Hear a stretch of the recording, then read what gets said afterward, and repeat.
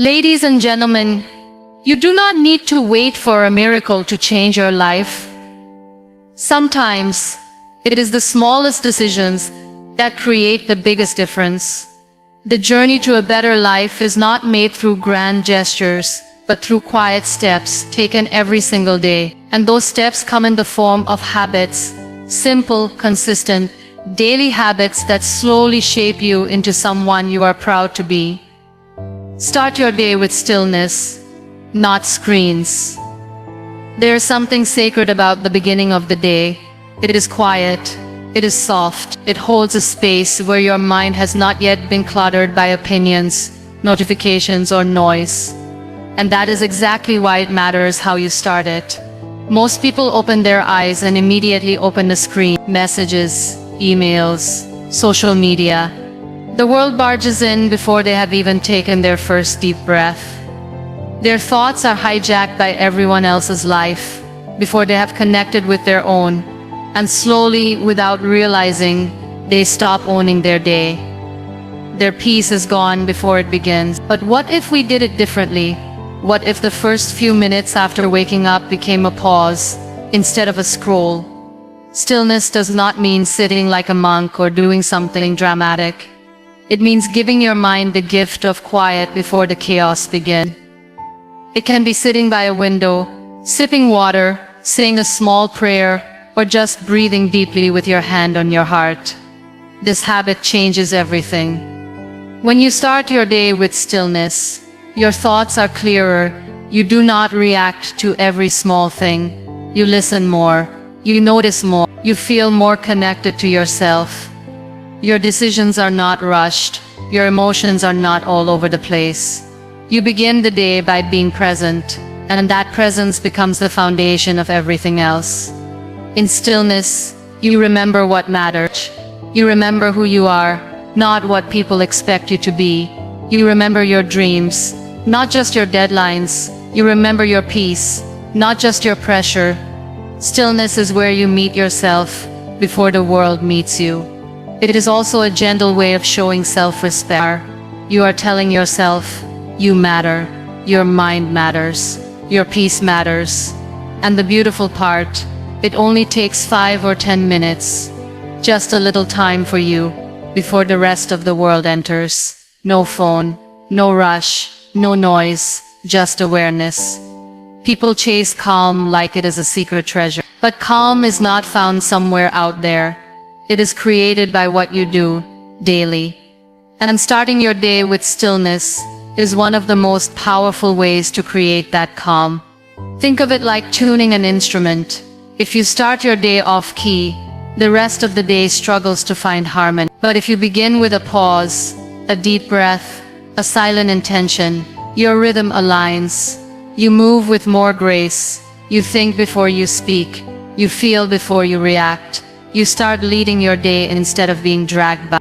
Gratitude is not about being fake happy or pretending everything is perfect. It is about choosing to notice what is already here, what is already working, what is already enough. Most people are waiting for some big success or change before they feel grateful. They say, I will be thankful when I get that job, or I will feel better once I'm in a better place. But the truth is, if you cannot feel grateful now, you will not feel grateful then. Because gratitude is not a destination. It is a way of seeing, a mindset, a daily habit. Life is not made up of only big moments. It is made of thousands of tiny, ordinary ones. The smell of tea in the morning, the sound of someone you love laughing, the way sunlight hits your wall.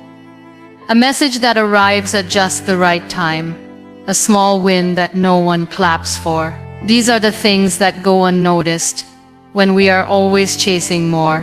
But these are the exact things that make life feel rich. When you pause and give thanks for the little things, something inside you shifts.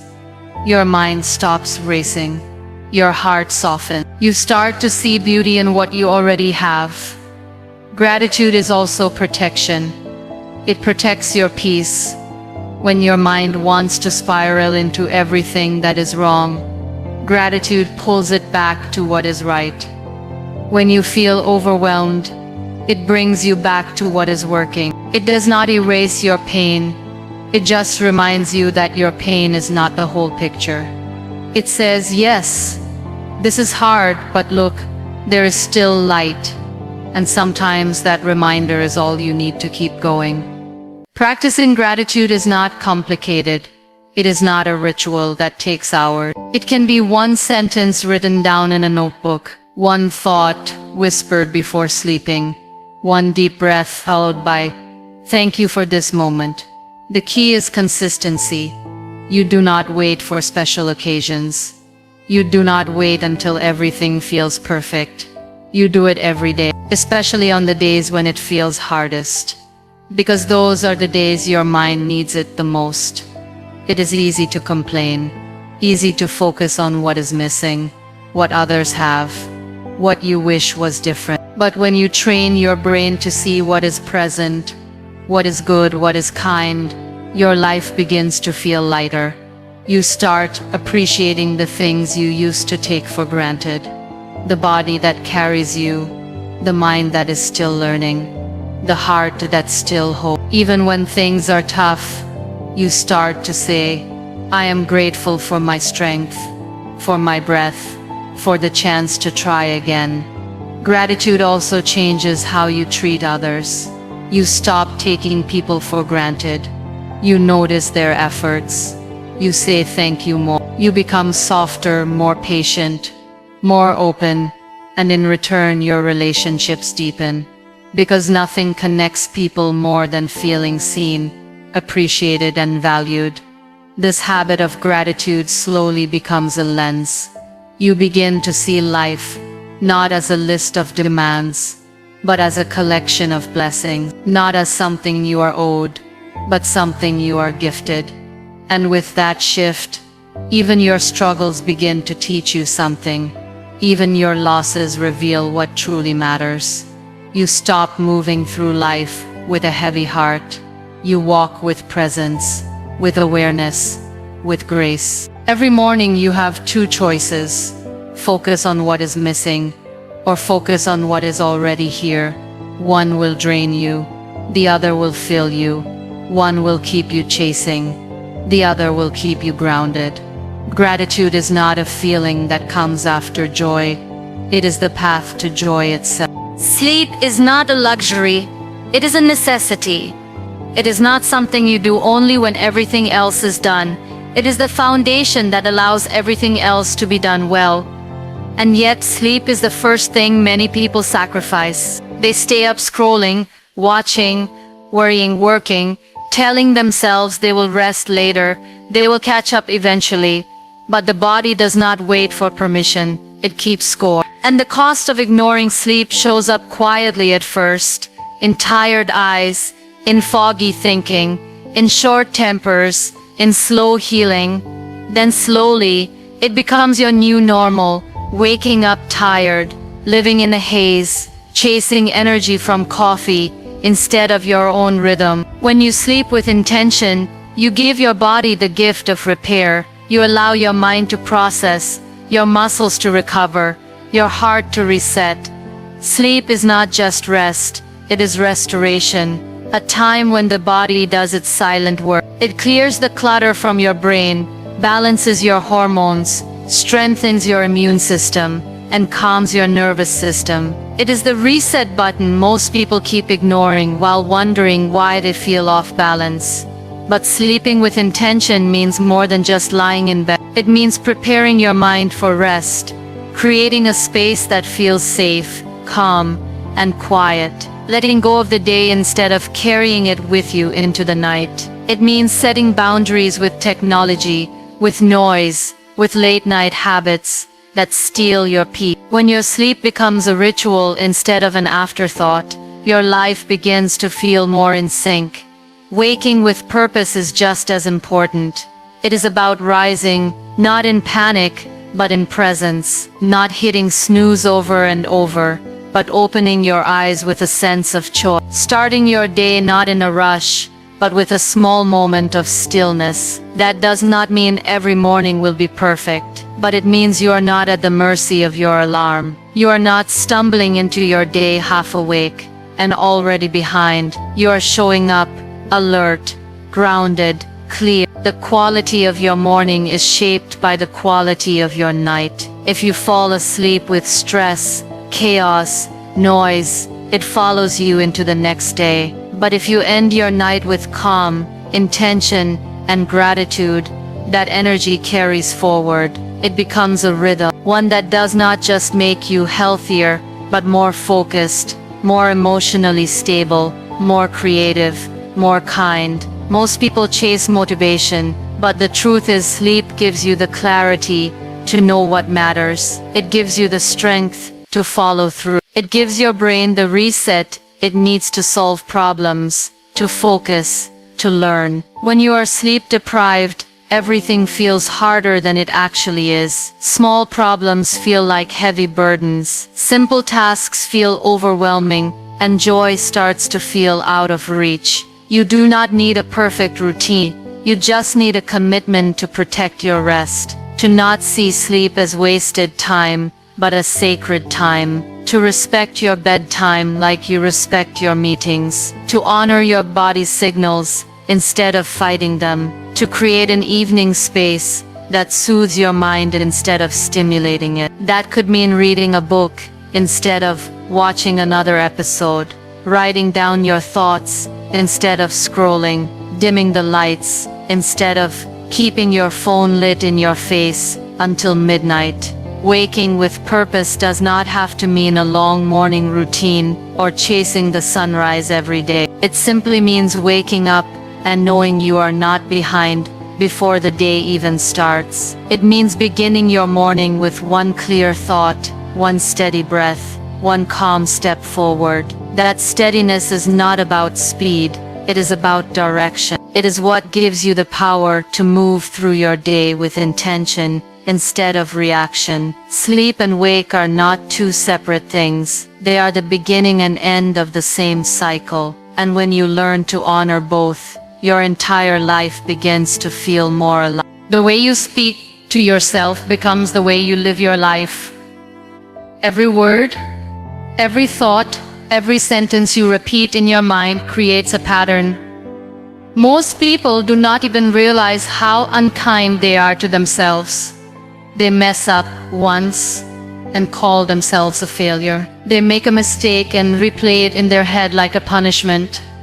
They compare their lives with others and tell themselves they are not enough, not smart enough, not pretty enough, not successful enough. And slowly, those words become their truth. Not because they are facts, but because they were repeated so often. You would not speak to a friend the way you speak to yourself. You would not call someone you care about a loser, a disappointment, or a waste of time. And yet, that is how people talk to their own reflection. It starts small, a thought here, a joke there. I am so stupid. Why can I never get anything right? Of course this happened to me. Over time, those words dig deep. They shape your confidence, your mood, your energy, your decision. They become the background noise of your life, constantly whispering reasons why you should not try, why you do not deserve better, why you should give up. But the truth is, you are not your worst moment. You are not your mess up. You are not your past. You are a work in progress, just like everyone else. You are growing, you are learning, and you deserve to be spoken to with the same kindness you give others. Self-kindness is not weakness, it is strength. It takes courage to treat yourself with care in a world that constantly pushes you to be more, do more, prove more. It takes strength to look at yourself and say, I am doing my best, even when your best does not look like success to others. Speaking kindly to yourself is a habit. It does not come naturally to everyone, especially if you grew up in an environment where criticism was louder than encouragement. But it can be learned. It starts with noticing your inner voice, paying attention to how you speak to yourself when things go wrong, catching the harsh thought, replacing them with something more true, more gentle, not fake praise, but real compassion. I made a mistake, but that does not mean I am a mistake. I feel lost today, but that does not mean I am failing. I am struggling, but that does not mean I am weak. Your words matters. They build or break you. And when you change your inner dialogue, everything else begins to change too. You take more risks because you are not afraid of failing in front of your own judgment. You try new things because you know you will not tear yourself apart if it does not go perfectly. You rest without guilt. You ask for help without shame. You forgive yourself without waiting for someone else to say, "It is okay." This kind of self-talk is not about ignoring problems. It is about facing them without destroying yourself in the process. It is about holding space for both accountability and compassion. You can tell yourself the truth without being cruel. You can want to grow without hating who you are now. You can be both a work in progress and worthy of kindness. Every time you choose to speak gently, you build a foundation that cannot be shaken by outside voices. You stop needing constant validation from others. Because you have built a safe home inside your own mind, you become your own source of strength, your own cheerleader, your own safe place. And that changes everything. Because when your inner world becomes kinder, your outer world begins to reflect that same peace. You begin to walk differently. You begin to glow in silence. You begin to rise without noise. All because you decided to change the way you speak to the person who hears you the most. There is too much noise in the world. Not just the kind you hear, but the kind that lives in your mind. The constant stream of opinions, updates, advice, comparison, arguments, distractions. It never ends. Every scroll brings you someone else's life. Every notification steals a piece of your attention. Every click opens another door into someone's world, while quietly pulling you away from your own. People wake up and reach for their phones before they even reach for their thoughts. They know everything about others, but very little about themselves. That is what happens when you consume more than you create. You lose touch with who you are. Creating something does not mean becoming an artist or writing a book. It means using your energy to make something that reflects your mind, your heart, your values. It can be writing a journal, planning your day with intention, cooking a meal with love, planting a small flower, fixing something that was broken, helping someone with a kind word, solving a problem at work in a new way. Creation is not about perfection. It is about direction. It is you saying, "I am not just a sponge soaking up the world. I am a soul shaping it, even in small ways." When you consume too much noise, your inner voice starts to fade. You begin to doubt your decisions. You stop hearing your own instincts. You start moving like a copy of everyone else. That is not living. That is drifting. And drifting is dangerous, because it feels like movement but takes you nowhere. To break that cycle, you have to choose meaning. You have to start building more than you binge, creating more than you scroll, feeling more than you perform. There is peace in creating, even when it is small. There is something grounding about putting your energy into something you can see, or touch, or reflect on. It becomes a mirror of your growth, and slowly it becomes a rhythm, a part of your daily life that keeps you centered. When the world feels overwhelming, you have something that brings you back to yourself. You are not just reacting to everything around you. You are participating, choosing, shaping. Creating also connects you to your own story. Instead of living through the highlight reels of others, You begin to find beauty in your own moments. You see your own progress. You feel your own presence. You become less interested in proving and more focused on building. This shift is quiet, but powerful. Because when your days are filled with meaning, you stop searching for constant entertainment. You stop needing validation every hour. You stop fearing being alone. Because your own presence becomes enough. You begin to ask better questions. Not what did I miss online, but what did I do today that made me feel alive? Not who liked my post, but what did I create that I am proud of?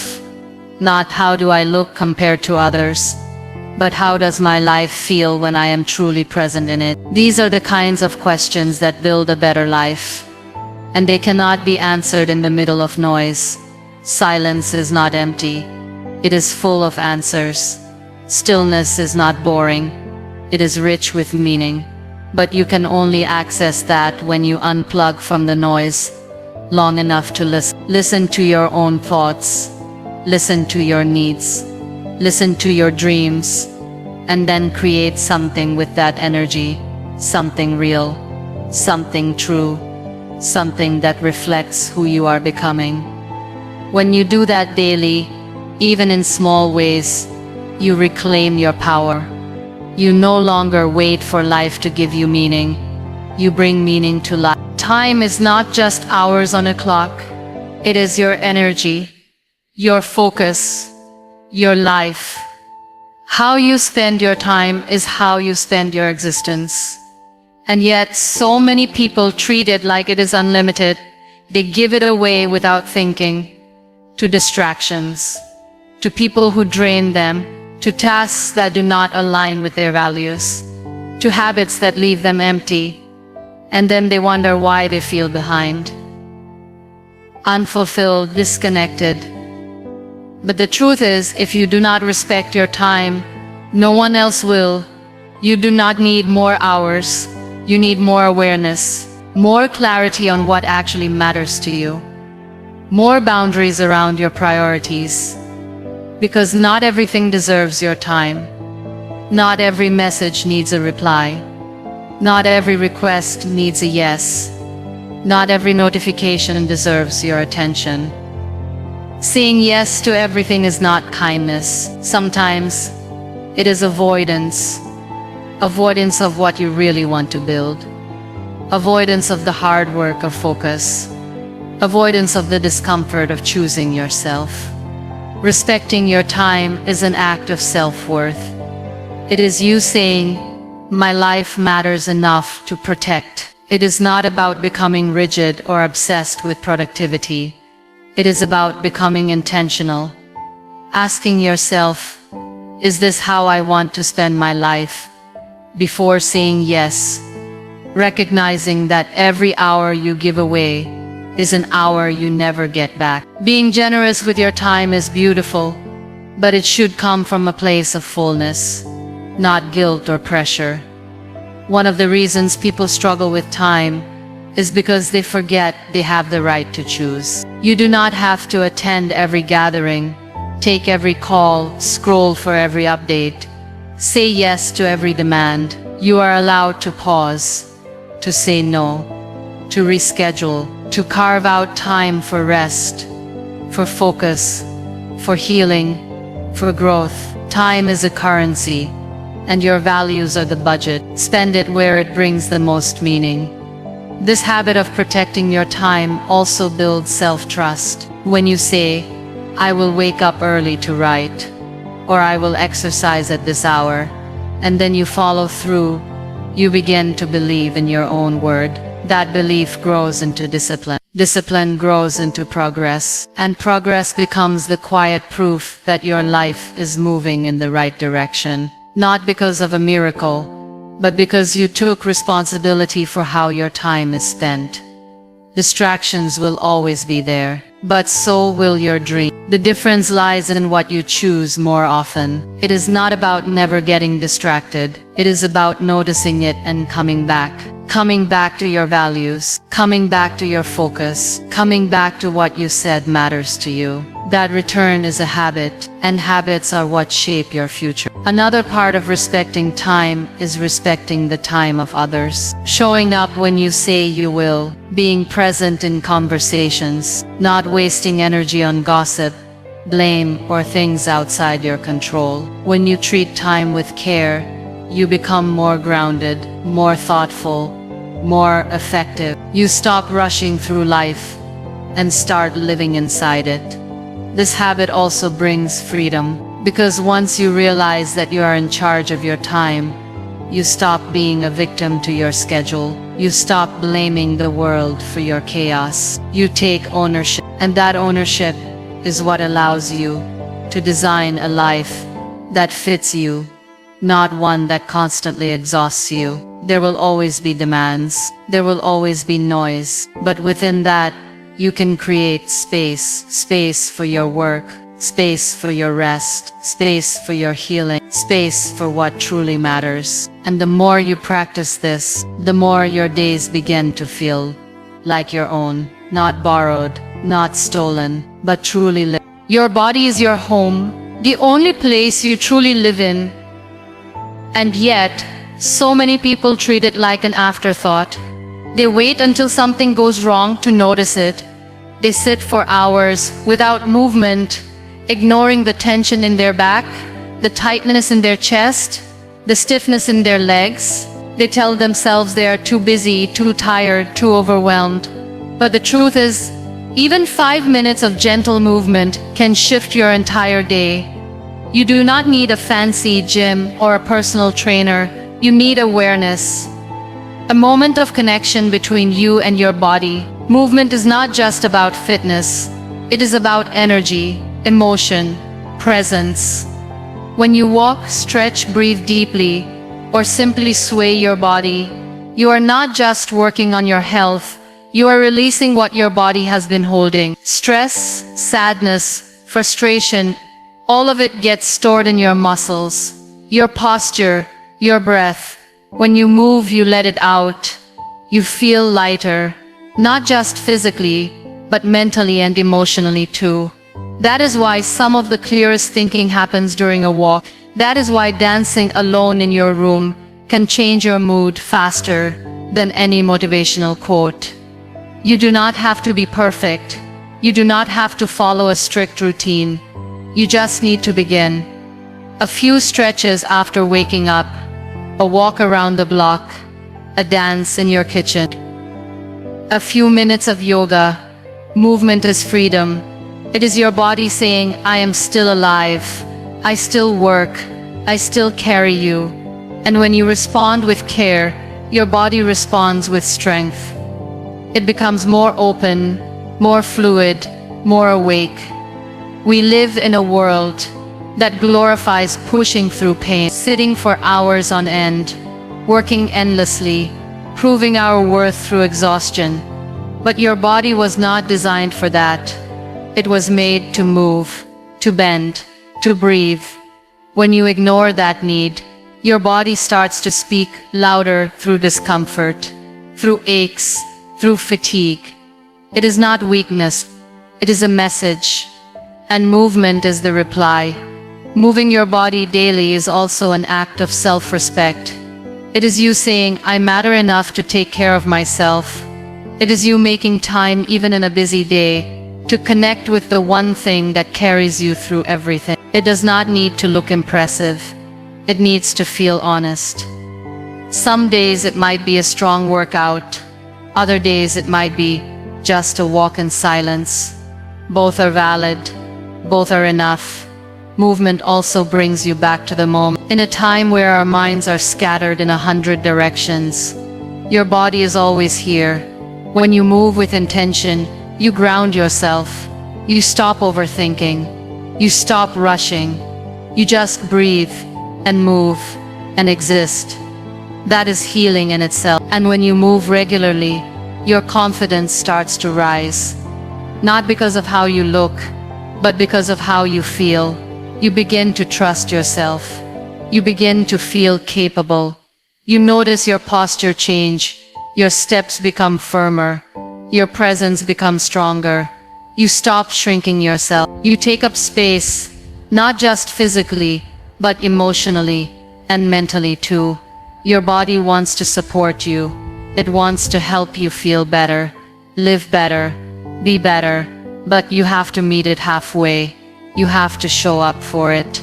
Not once a week, not once a month, but daily, even for just a few minutes. Because those few minutes add up. They become a rhythm, a habit, a part of who you are. And slowly, your body becomes not something you fight against, but something you walk with, side by side, step by step.